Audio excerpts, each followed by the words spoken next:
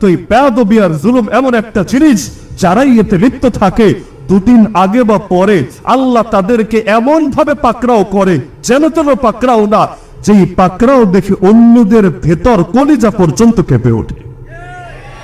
মানুষ তো আন্দোলন তুঙ্গে যাওয়ার পরে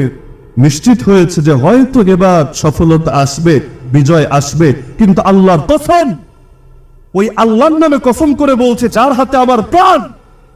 যখন কারাগারে দীর্ঘ 1 বছর পর্যন্ত প্রত্যেক রাত্রে, এমন কোন রাত মিস নয়